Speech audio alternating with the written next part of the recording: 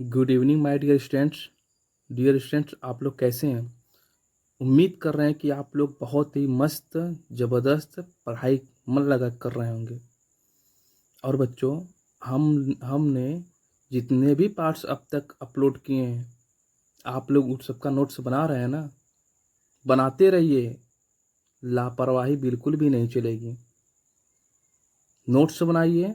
जो नहीं समझ में आता है वह कमेंट बॉक्स में कमेंट किया करिए कि सर हमें नहीं समझ में आ रहा है, आप हमें इसका मतलब बताइए, हम उसके लिए तैयार हैं। हमने आपको प्रॉमिस किया है, इंग्लिश आपको बिल्कुल बेसिक से सिखाएंगे, 0 टू हाई लेवल लेके जाएंगे। तो बिल्कुल घबराए नहीं। जो नहीं समझ में आता है उसको पूछा करिए, कमेंट जरूर किया करिए कि आपको समझ में आ रहा है कि नहीं आ रहा है। ठीक है? और अपने मंजिल की तरफ आप बढ़ते रहिए, कभी घबराना नहीं है। ठीक है ना? हमेशा मंजिल की तरफ बढ़ते रहिए, घबराइए नहीं और अपने कार्य को लगातार करते रहिए। तो कहा गया ना, सुनिएगा ध्यान से। जिस रास्ते पे चल रहे उस पर है छल पड़े, कुछ देर के लिए मेरे माथे पे बल पड़े। हम सोचने लगे कि यार लौट चलें क्या, हम सोचने लगे कि यार लौट चलें क्या, फिर सोचा यार छोड़ो चल पड़े तो चल पड़े। बच्चे, अगर आप अपनी मंजिल पे चल चुके हैं, निकल गए हैं रास्ते में, तो चलते जाइए, रुकना नहीं है। मार्टिन लूथर को तो आप जानते होंगे। मार्टिन लूथर ने क्या कहा था? आप नहीं दौड़ सकते हैं तो धीरे धीरे चलिए, नहीं धीरे धीरे चल सकते हैं तो रेंगिए, लेकिन अवश्य अपनी मंजिल की तरफ आगे बढ़िए। क्या कहना? एक दिन मंजिल मिल जाएगी भटकते ही सही, और उनको क्या मिलेगा जो घर से निकलते ही नहीं। ठीक है? तो मन लगा के पढ़ाई करते रहिए। देखिए बच्चे, हमने पिछले वीडियो में बताया था सेंटेंस के बारे में, सेंटेंस के काइंड्स को बताया था। जिन बच्चों ने उसको वॉच नहीं किया है, वीडियो के डिस्क्रिप्शन में इसका लिंक है, जाइए उसको पूरा वॉच करिए। अब मैंने सोचा कि सेंटेंस के काइंड्स को बताने से पहले मैं क्यों ना आपको सेंटेंस के पार्ट्स को बता दूं। बहुत ही इंपॉर्टेंट है। जब तक हम सेंटेंस के पार्ट को नहीं जानेंगे तब तक हम समझ नहीं पाएंगे। तो देखिए, हमने लिखा हुआ पार्ट्स ऑफ सेंटेंस, अर्थात वाक्य के भाग। There are two parts of a simple sentence. जो एक सिंपल सेंटेंस होता है ना, जो एक सिंपल सेंटेंस होता है उसके दो हिस्से होते हैं, दो पार्ट होते हैं। फर्स्ट, सब्जेक्ट आर डूअर, जिसको कहा जाता है कर्ता। सब्जेक्ट आर डूअर मतलब कर्ता। और सेकंड, प्रेडिकेट होता है। प्रेडिकेट का मतलब विधेय, प्रेडिकेट का मतलब विधेय। आइए हम आपको बताते हैं सब्जेक्ट बहुत आसान तरीके से, एकदम घबराइए नहीं। ऐसी जबरदस्त ट्रिक बताऊंगा, आप हंसते हंसते याद कर लेंगे। ठीक है ना? बस ध्यान से वीडियो को देखते रहिए। देखिए, देखिए सब्जेक्ट की डिफिनेशन हम देख लेते हैं। A subject is the person और the thing that is doing an action, और द पर्सन और the thing that is the focus of the subject. Sorry, sentence. A subject is the person और the thing. जो subject होता है, यानी जो करता होता है, कोई व्यक्ति या वस्तु होता है। That is doing an action, जो कोई कार्य करता है। अर्थात सब्जेक्ट का मतलब होगा कि वह व्यक्ति या वस्तु जो कार्य करता है, कार्य करने वाले व्यक्ति या वस्तु को ही हम करते हैं सब्जेक्ट, कर्ता कहते हैं। किसी भी वाक्य में जो व्यक्ति कार्य करता है, कोई वस्तु कोई कार्य कर रहा है, तो उसी को हम सब्जेक्ट कहते हैं। या कोई वाक्य हो, उस वाक्य में मेन जो फोकस होता है, वाक्य में किसी व्यक्ति या वस्तु पर जो ध्यान केंद्रित किया जाता है, वही सब्जेक्ट होता है, वही कर्ता होता है। ठीक है? आइए मैं आपको एकदम आसान तरीके से बताता हूँ सब्जेक्ट होता क्या। देखिए, उसके पर हमने कुछ लिखा हुआ इंपॉर्टेंट पॉइंट्स, कुछ महत्वपूर्ण बिंदुओं को हमने लिखा हुआ, ध्यान दीजिएगा। A subject may be a word or group of words. A subject may be a word or group of words. जो एक सब्जेक्ट होता है ना, वह एक शब्द हो सकता है या शब्दों का समूह हो सकता है। हाँ, आप बिल्कुल सही समझे। जो सब्जेक्ट होता है वह एक शब्द से बना हो सकता है या शब्दों के समूह से बना हो सकता है। कैसे? अभी हम आगे आपको समझाते हैं। एंड सेकंड देखिए, it is very easy to find out a subject by putting question who. देखिए बच्चे, जो सब्जेक्ट होता है उसको पहचानने का सबसे आसान तरीका है हम हु से प्रश्न करते हैं। हम हु से प्रश्न करते हैं। बट ध्यान रहे, जो छोटे छोटे सिंपल सेंटेंस होंगे, छोटे छोटे वाक्य, उसमें ये ट्रिक काम आएगी। बट बड़े वाक्यों में दूसरी ट्रिक काम आएगी, हम बताते हैं आपको। देखिए थर्ड क्या लिखा गया, all the groups of words before fit verb is subject. All the group of words, अगर कोई वाक्य है उसमें सब्जेक्ट शब्दों का समूह है, यानी ढेर सारे शब्द मिलकर सब्जेक्ट का कार्य करते हैं, तो उसको पहचाना जाता है कि वो फिनिट वर्ब, यानी फिनिट वर्ब के पहले जितने के जितने शब्द होते हैं सबके सब सब्जेक्ट कहलाएंगे। फिनिट वर्ब के पहले जितने भी शब्द होंगे वे सब के सब सब्जेक्ट कहलाएंगे। अब आपके मन में आ रहा होगा कि फिनिट वर्ब क्या होता है, तो आइए मैं आपको फिनिट वर्ब बताता हूँ। देखिए यहाँ पे नोटिस लिखा हुआ है और ये एरो इधर इंगित कर रहा है फिनिट वर्ब की तरफ। तो अभी देखिए बच्चे, हम वर्ब के बारे में एक सेपरेट वीडियो बनाएंगे, बहुत डिटेल से आपको समझाएंगे फिनिट वर्ब क्या होता है, नॉन फिनिट वर्ब क्या होता है, प्राइमरी ऑक्सिलरी वर्ब क्या होता है, मोडाल्स क्या होते हैं, ये सारे के सारे वर्ब्स हम आपको समझाएंगे। फिलहाल आप फिनिट वर्ब समझिए। देखिए फिनिट वर्ब के रूप में बी आता है, हैव आता है, डू, वी हैव डू। और वी में कितने बच्चों को पता है कि बी के फॉर्म जो यानी बी से ही पैदा हुए निकले हुए is, am, are, was, were. Be से is, am, are, was, were निकला हुआ है। हैव से हैज, हैव, हैड निकला हुआ है। डू से डू, डज, डिड। तो अगर आपको कहीं भी इज दिखे, एम दिखे, आर दिखे, वाजवर दिख जाए, या has, have, had, do, does, did दिख जाए, सॉरी, डू, डज, डिड दिख जाए, तो ये क्या होगा, फिनिट वर्ब का कार्य करेगा।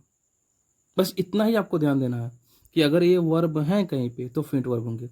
आगे देखिए मोडाल्स होते हैं। Modals will, would, shall, should, देखिए शुड लिखा हुआ है, SHOULD, should, can, could, may, might, must, ought, used, need, dare। तो विल हो गया, would, shall, should, can, could, may, might, must, ought, used, need, dare। ये जो वर्ब होते हैं इनको मॉडल्स कहा जाता है। ऊपर जो होते हैं यहाँ पे ये हमारे प्राइमरी ऑक्सिलरी वर्ब्स हैं, आगे की बात मैं बताऊंगा आपको। तो देखिए चाहे इनमें से कोई वर्ब आ जाए, चाहे इनमें से कोई वर्ब आ जाए, इनको हम फिनिट वर्ब कहते हैं, इनको फिनिट वर्ब कहते हैं। और देखिए मेन वर्ब होता है, और ही यहाँ पे देखिए हमने मेन वर्ब बताया, मुख्य क्रिया, एमबी की फर्स्ट फॉर्म, एमबी की सेकेंड फॉर्म, एमबी की सिक्स फॉर्म। देखिए बच्चे मेन वर्ब की कुल 6 फॉर्म होती है, first form, second, third, fourth, fifth और सिक्स। जैसे गो फर्स्ट फॉर्म हो गया, सेकेंड वेंट, थर्ड गान, फोर्थ के पहले हम टू लगाते हैं, टू गो, फिफ्थ में आईएनजी लगाते हैं, गोइंग, और सिक्स में SEIS लगाते हैं।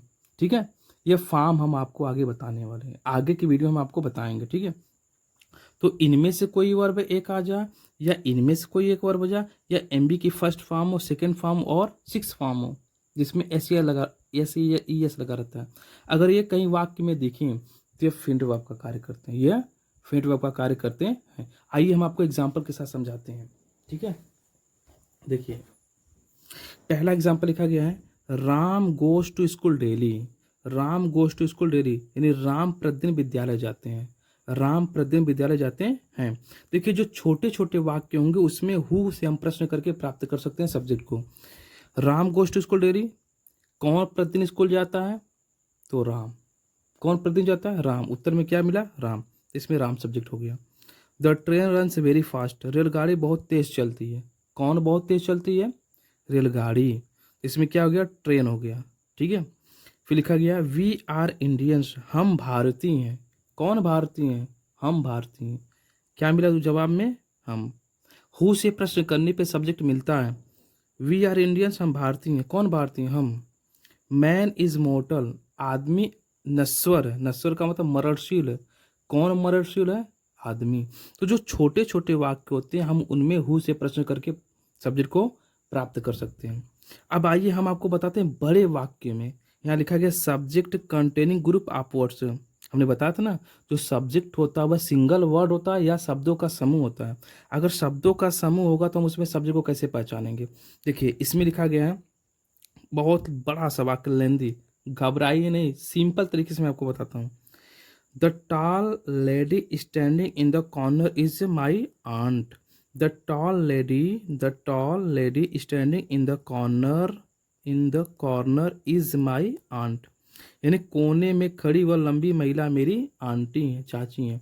अब मैं पूछूं इसमें सब्जेक्ट क्या है, तो हमने ऊपर बताया था कि देखिए, चाहे is am are was were आए, या हैज हैव हैड आए, या डू डज आए डिड आए, या इनमें से विल वुड शैल शुड, या विल हो गया, वुड हो गया, शैल शुड आ गया, यानी यहाँ से डेयर तक इनमें से आए, या फिर एमबी का फर्स्ट फॉर्म गो हो, सेकेंड फॉर्म हो वेंट, और गोज सिक्स फॉर्म हो। अगर इनमें से कोई वर्ब वाक्य में दिख जाए कहीं पे, देखिए इसमें इज आया हुआ, जो कि हमने ऊपर बताया था, यहाँ पे देखिए इज है ना, यहाँ पे इज। इनमें से कोई एक वर्ब अगर वाक्य में आया, चाहे ऊपर के जो वर्ब उनमें से, या फिर मॉडल्स में से, या फिर ये इन तीनों में से, फर्स्ट सेकंड थर्ड में से, अगर कोई एक वर्ब आपको दिखेगी, देखिए इसमें इज दिख रहा है, जो कि मैंने ऊपर बताया था, देखिए इज है, तो यहाँ पे इज वर्ब हो गया। तो ये इज क्या है? फेंट वर्ब। अभी हमने ऊपर बताया था फेंट वर्ब। तो इज के पहले जितना भी पार्ट ये सब होगा, ये सब का सब पार्ट क्या हो जाएगा? सब्जेक्ट। क्या हो जाएगा? सब्जेक्ट।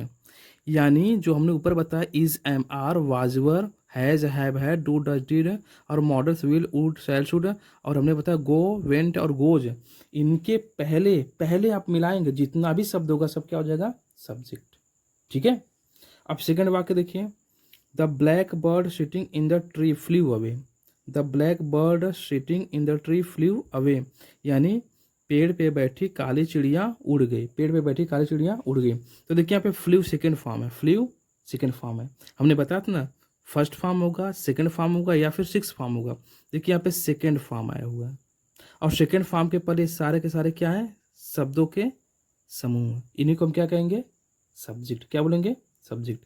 नेक्स्ट वाक्य देखिए, the blind man carrying a lamp in his hands was her uncle. इसमें बेटा वर्ब मिलाइए, देखिए इसमें वर्ब आया हुआ, क्या इसमें वर्ब आया हुआ? वाज। इसमें क्या हुआ? वाज। वाज के पहले देखिए, the blind man carrying a lamp in his hand, ये सब के सब क्या है? सब्जेक्ट। ये पूरा यहाँ से लेकर सब्जेक्ट हो गया। ठीक है। नेक्स्ट वाक्य देखिए, my younger brother in Mumbai is a doctor. My younger brother in Mumbai is a doctor. अब देखिए इसमें इज वर्ब आया हुआ, इज, और इसके पहले क्या है? सब पूरा का पूरा शब्दों का समूह है। My younger brother in Mumbai, ये पूरा क्या हो जाएगा? सब्जेक्ट है। और प्रेडिकेट क्या होगा? सब्जेक्ट को छोड़कर, सब्जेक्ट को छोड़कर जितना भी पार्ट बच रहा है वो सबका सब है प्रेडिकेट। तो देखिए इज माई आंट, ये क्या हो जाएगा? प्रेडिकेट हो जाएगा। फिर फ्लू, अब ये क्या हो जाएगा? प्रेडिकेट हो जाएगा। और उसके बाद वाज हर अंकल, ये क्या हो जाएगा? प्रेडिकेट हो जाएगा। इज अ डॉक्टर, ये क्या हो जाएगा? प्रेडिकेट। ठीक है बच्चे। और जो नहीं समझ में आया आप कमेंट बॉक्स में कमेंट करिए, ठीक ना। Thank you so much and have nice day.